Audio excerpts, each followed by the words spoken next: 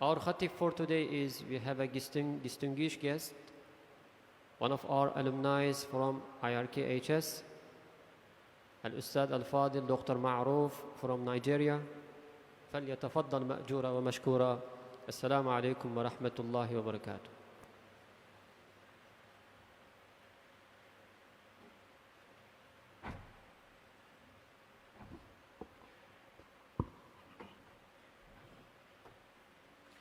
السلام عليكم ورحمة الله وبركاته.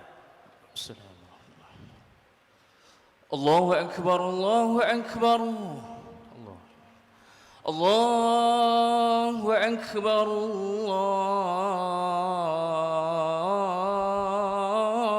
الله أكبر.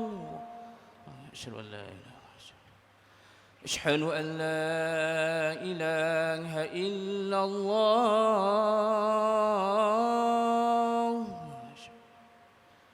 أشهد أن لا إله إلا الله.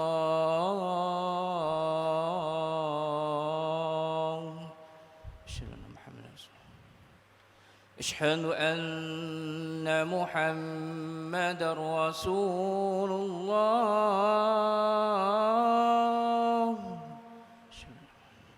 أشهد أن محمدا رسول الله.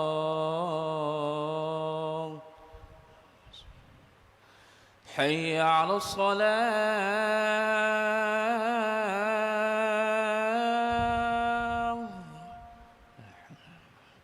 حي على الصلاة.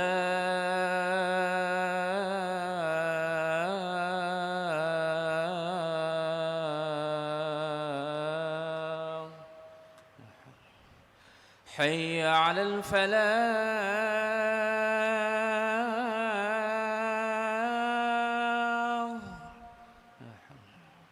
حي على الفلاح.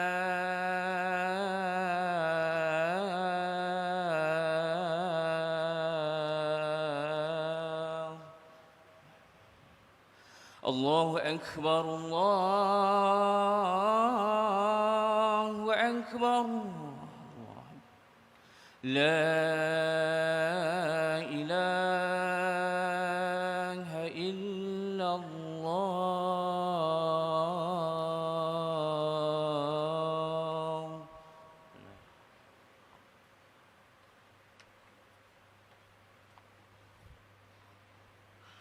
أعوذ بالله من الشيطان الرجيم. بسم الله الرحمن الرحيم. إن الحمد لله نحمده ونستعينه ونستغفره ونستهديه ونتوب إليه ونعوذ بالله من شرور أنفسنا وسيئات أعمالنا. من يهده الله فلا مضل له ومن يضلل فلا هادي له. وأشهد أن لا إله إلا الله وحده لا شريك له. وأشهد أن سيدنا ونبينا وأشرفنا وقدوتنا محمدًا عبده ورسوله. أما بعد, dear brothers and sisters in Islam, dear friends and brothers, sisters, the Muslim youth, without any argument, each and every one of us know that the noble generation, the best generations, is the generation of Sahaba, Ridwanullahi ta'ala alayhim ajma'in. Sahaba Ridwanullahi ta'ala alayhim, they have categories, they are sets. Ulama'u Sahaba, Kibaru Sahaba, those who are older and those who are younger. There are some called Shababu Sahaba or Sigaru Sahaba, the youth of Sahaba. There is no argument that this generation is the best generation of this ummah. No argument in this. Everyone agree on this. That is why Allah subhanahu wa ta'ala say in the Holy Quran, وَالَّذِينَ آمَنُوا وَعَمِلُوا الصَّالِحَاتِ لَهُمْ جَنَّاتٌ تَجْرِي مِنْ تَحْتِهَا الْأَنْهَارِ. That those who live their life for good deeds, definitely there are Sahaba and those who follow them until today, even until today, the day of judgment.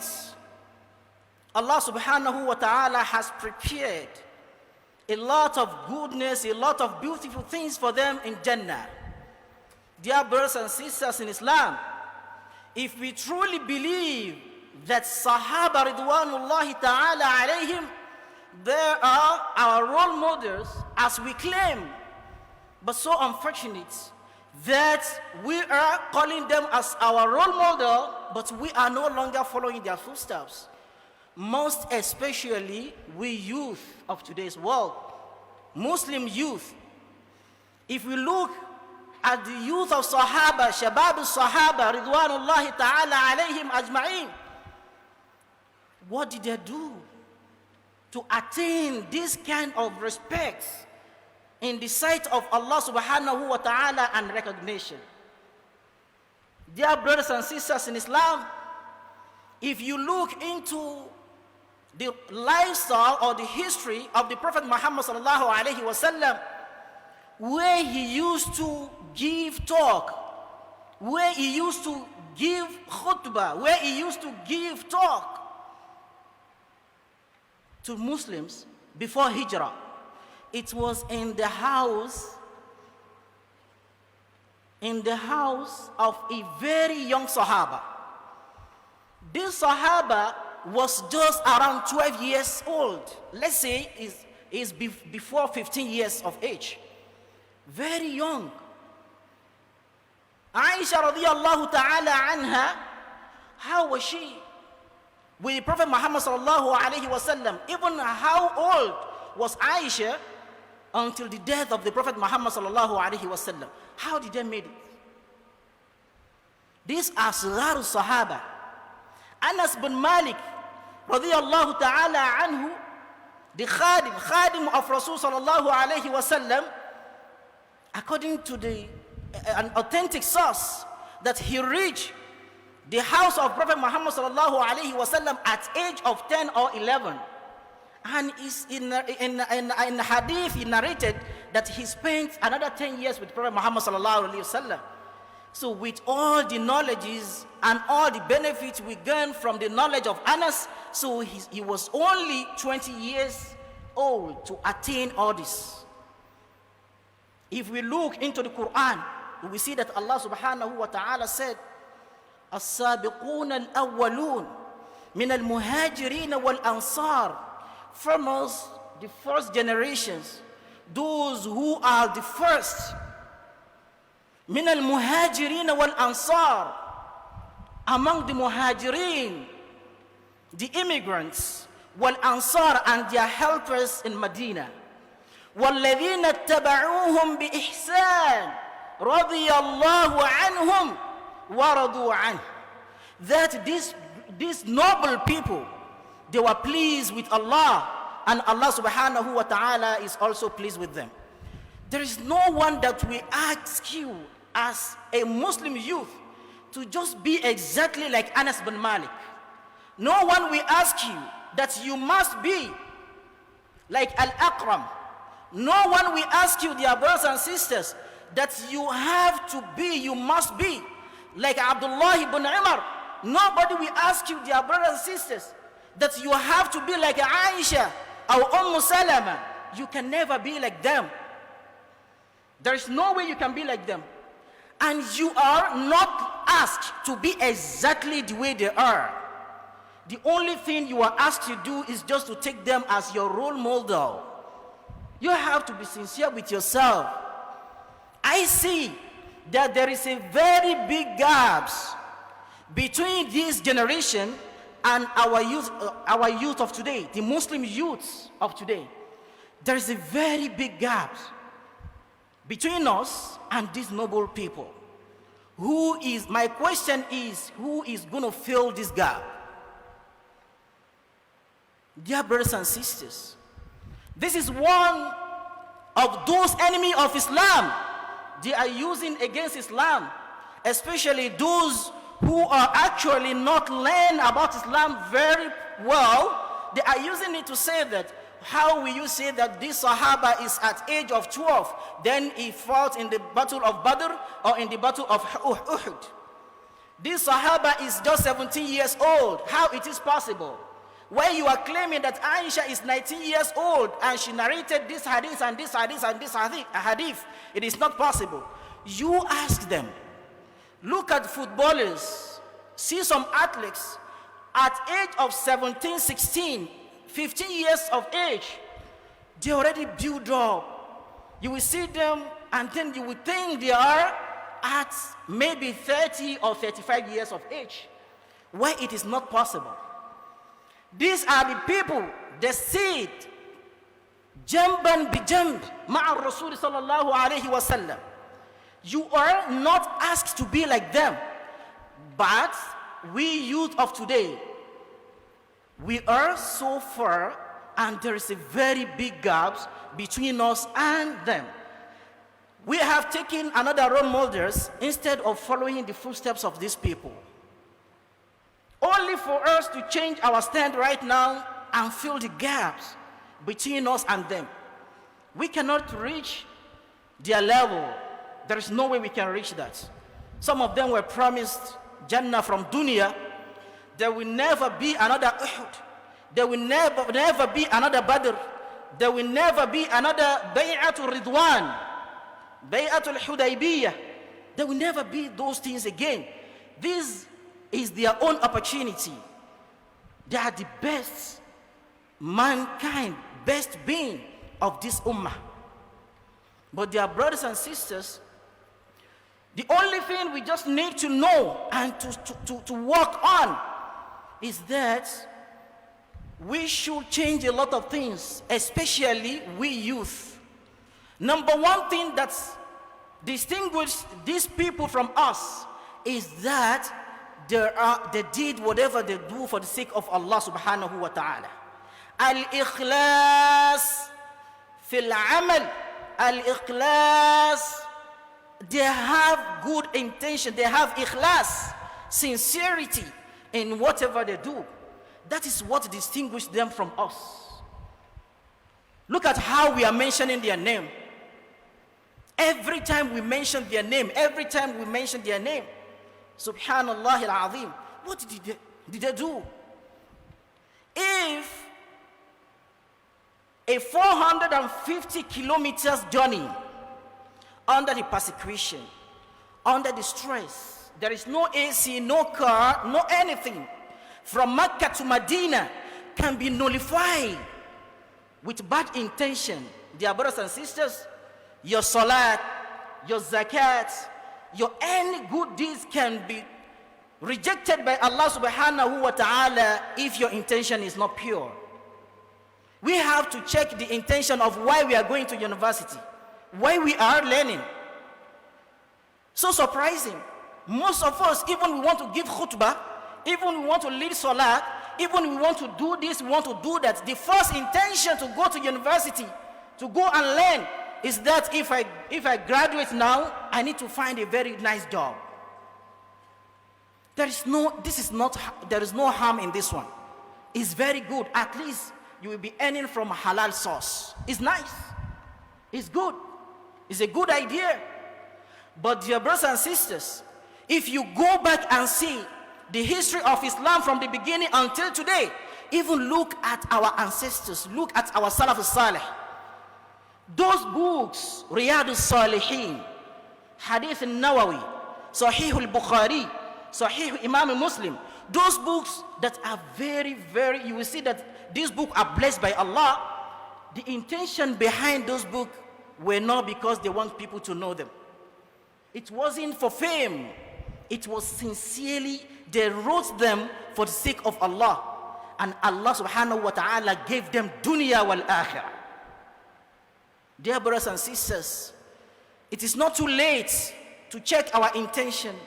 If your intention is just to get a good job after your graduation, you don't have intention of serving this religion, serving Allah through your community and helping other people, less privileges, you have to change and check your intention so that Allah subhanahu wa ta'ala can bless your efforts in this dunya and akhirah.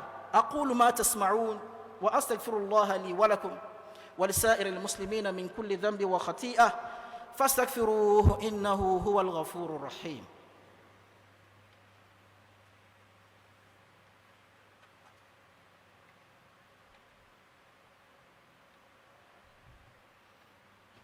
الحمد لله والصلاة والسلام على رسول الله وعلى آله وصحبه أجمعين.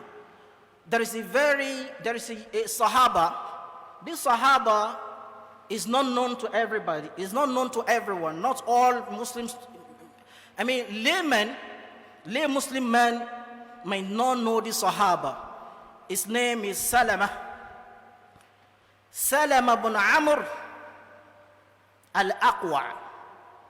This Sahaba, they used to call him, his nickname is Batal al-Abtal, the champion of champions. What did this Sahabi, subhanallah, what made him to get this kind of laqab? It is because of his contributions. This Sahaba, he never be afraid or scared of enemy of Allah. He can face no matter how big the jaysh is alone, even with bare stone on his hands. They call him Batal al-Abdal, the leader of champions. Look at many young Sahaba, their brothers and sisters. They led the jaysh, they led the soldier of Islam. Even Umar radiallahu ta'ala anhu and Uthman, they were in the military. And then these Sahaba, young Sahaba, some young Sahaba used to go to Prophet sallallahu alaihi wasallam. They would say, why Prophet? You allow so person to go to the battle and you are not allowing us. You are not going to battle, you are not allowing us to go to battlefield. Then the Prophet sallallahu alaihi wasallam, we said, okay, practice in front of me and let me see. Then we practice. And what will happen? And Prophet sallallahu alaihi wasallam, we allow them. Some of them were 14, some of them are 15, some were 16. And then they will go to battlefield. And then they will face great kuffar and munafiqeen. And Allah subhanahu wa ta'ala blessed this religion and sustained this religion until today that we are enjoying, dear brothers and sisters. See the first hadith in the book of Imam al-Nawawi that says, إِنَّمَا الْأَعْمَالُ بِالنِّيَّاتِ وَإِنَّمَا لِكُلِّ امْرِئٍ مَّا نَوَى, is one of the hadith al-muttafaqat alayha that you will see in Sahih Bukhari and Sahih Muslim. That wherever you do, actions shall be judged according to your intentions. You don't need to take sword or you take anything again today. No. But use the contemporary tools to help Islam, dear brothers and sisters. Let us know and understand the message, vision, and mission of IIUM and spread it to our people when we go back to our people. Dear brothers and sisters, most especially youth, we have together, starting from myself, we have to shift. We have to stand up. We have to be awakened. We have to move forward. At least we cannot be like Sahaba, but we need to fill the gap between us and them. It's too big. We are totally different from them. We don't need to be like this. If we weren't, look at many places that were very good before. You will see that now they are degrading, they are going down, not like before. Why? Because those generations, they have gone. They have why. They know what they were doing. They sacrificed everything they had for Islam. Even see those who build this masjid as well. Those who come with idea of IIUM. What are we doing now, dear youth? We are categories of youths.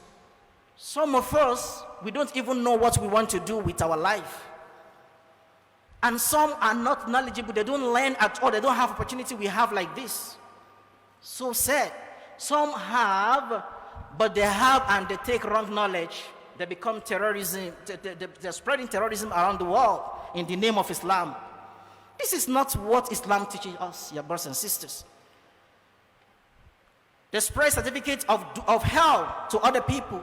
This is not what Islam asks us to do, dear brothers and sisters. We need to face reality and stand up and fill the gaps between us and these noble people. I pray to Allah subhanahu wa ta'ala, Allahumma arina al-haqqa haqqa warzuqna ittiba'ah wa arina al-batila batila warzuqna ijtinabahu bi rahmatika ya arhamar rahimin. Allahumma ansur al-muslimin, ansur al-islam wal-muslimin. Allahumma ansur al-islam wal-muslimin. اللهم انصر الإسلام والمسلمين اللهم اجعل هذا البلد ماليزيا آمنا مطمئنا سخاء رخاء دار عدل وإيمان برحمتك يا أرحم الراحمين وسائر بلاد المسلمين اللهم انصر إخواننا المجاهدين في كل مكان اللهم انصرهم في فلسطين اللهم انصرهم في فلسطين اللهم انصرنا اللهم ارزقنا الصلاة فيه قبل الممات برحمتك يا أرحم الراحمين وصلى الله وسلم على سيدنا محمد وعلى آله وصحبه أجمعين قوموا إلى صلاتكم يرحمكم الله